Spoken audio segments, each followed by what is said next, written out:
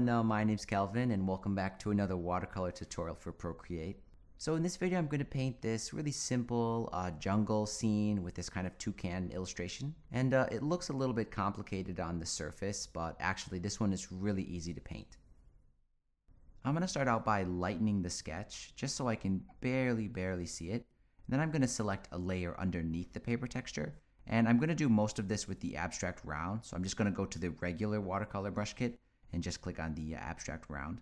And for the toucan, it's actually just going to be black and white and yellow, but I'm going to start with blue. And it's because it's going to be easier for me to see, and I'm just going to use the hue shift later on. So I'm just going to select any kind of random medium dark blue color, something like that.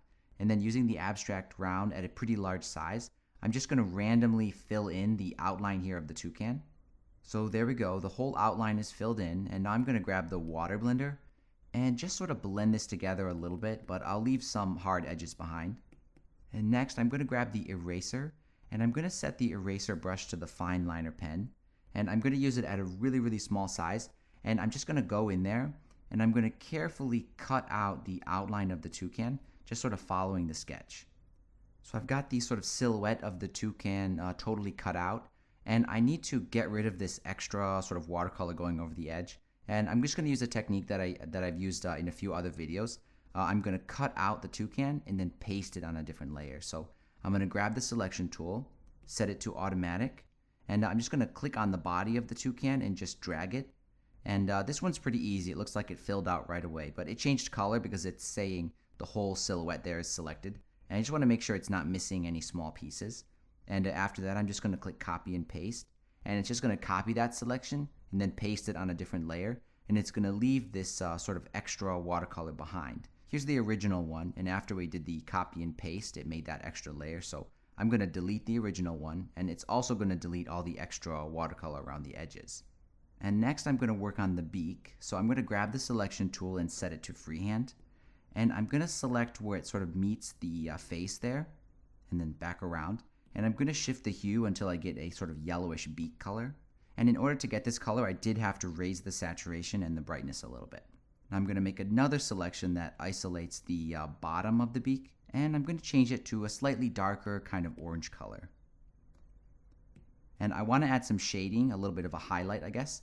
So I'm going to use the selection tool again and select along the top of the beak. I'll feather that out. I'll go to hue, saturation, and brightness, and I'll just raise the brightness. And next I'm just going to go through using that same technique with the selection tool and give each of these little cells or patterns in the beak a different color.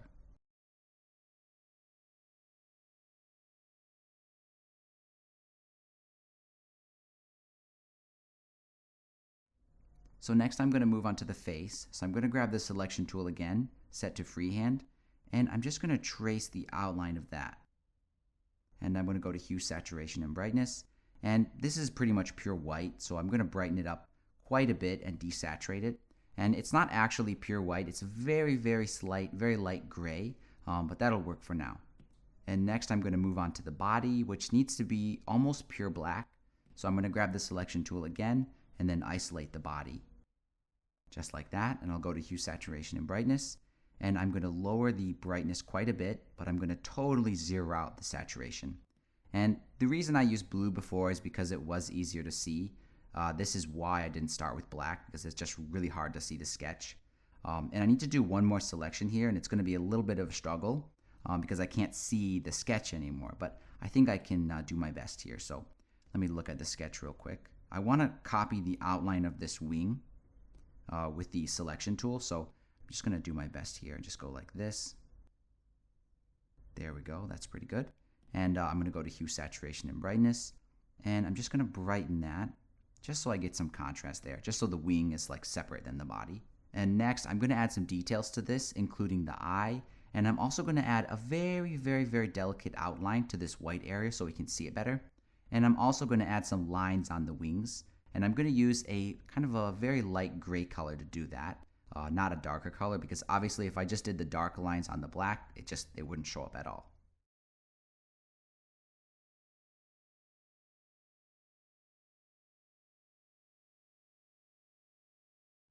So that's it for the details. It's really simple. But I did do it on separate layers. I did these lines on one layer, the eye on another layer. And just to keep things a little bit simple, I'm just going to merge them all together. And I can move on and do the feet now. So for the feet, I'm going to do that with a pretty bright kind of orange color actually. And I'm going to use the fine liner pen. And I'll just carefully draw those out. Just keep in mind that obviously the foot that's closer, you can see it there, but the other one's going to get sort of cut off there as it goes beyond the silhouette. There we go, that looks pretty good. And just to get a better look at this, I'm going to go and turn off the sketch just for now. And I'm just going to look over and see if there's anything I want to change. But this looks pretty good, so I'll move on to the background. So I'll turn the sketch back on. And I guess I'll turn off the bird for now. And I'll make a new layer behind the bird. And all the layers from now on are going to be in the back because the bird is actually the main foreground element. And the background is super easy, and I'll start by doing the branch that the bird is sitting on. And I'm going to do all the background in shades of this kind of green color. So I'll start by choosing a pretty desaturated, medium dark green color. And I'll do the branch with the abstract round.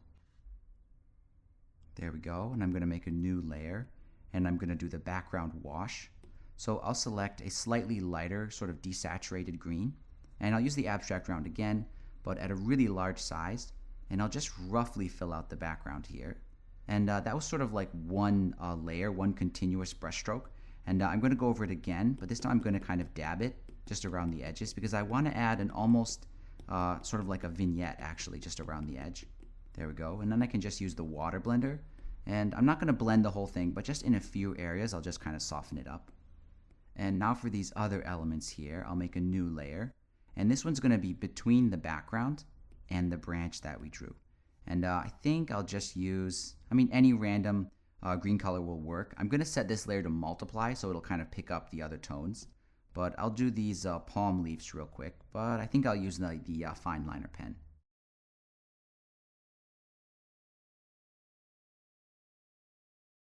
There we go. I think that looks pretty good.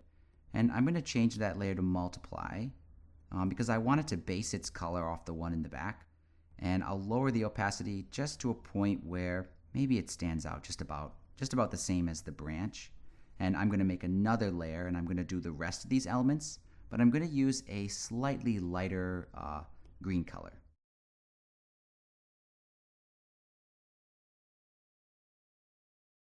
And after I did those, I just added a few random kind of scribbles. And I'm going to go back to the layers panel, and here's the layer that I did all that on. I'm going to set that one to multiply as well, but I'm going to lower the opacity quite a bit lower than the palm leaves. And it did end up a little bit too saturated, so I'm going to go to the hue, saturation, and brightness and adjust the saturation for the whole layer. So if I saturate it too much, you can see it has that kind of electric green. I want it to be a little bit more pastel, so by lowering the saturation, I think it'll make that green look a little bit better. There we go, and this scene is almost done. I just want to add a sort of layer of like paint flicks, just to add a little bit more texture. So I'm going to make a new layer again, and I'll select a sort of dark green, and this time I'm going to go to the top of the regular brush kit and select the mist brush. And if I use that brush at the largest size, I can just sort of tap in a few areas along the edge here, and it's just going to add a little bit of random kind of grunge and speckles. So I'm going to go to the layers panel again and change that one to multiply, just like I did to the other ones. And I'll lower the opacity and just raise it back up just until it's barely there. And I'll do another layer, but this time I'm going to use pretty much light gray, kind of a greenish light gray. And I'm going to focus this sort of more at the top, the edges, just like that. And I'll lower the opacity of this one. There we go, that looks pretty good. And now I can merge all the layers associated with the background, including the branch. I'll just merge them all together. And then I can turn on the toucan and see what we have here. Now this looks pretty good, but obviously my background is a little bit crazy. It's going way over the edge, so I'm going to crop it.